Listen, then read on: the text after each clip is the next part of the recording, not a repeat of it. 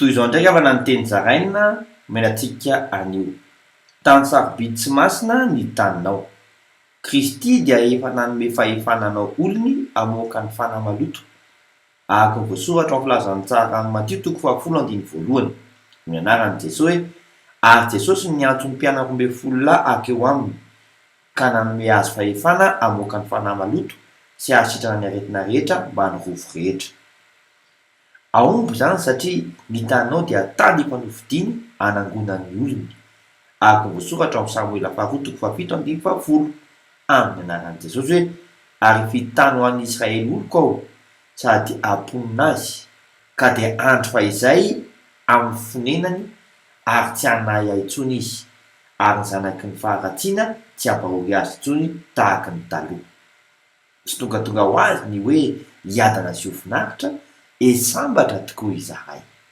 Vavaka isika ray io manaiky izahay ho fitaovanao anadio ara-panatanteraka ny taninay amin'ny anaran'i Jesosy Kristy velona avy any Nazareta. Amen. Mandra-piona tompoko.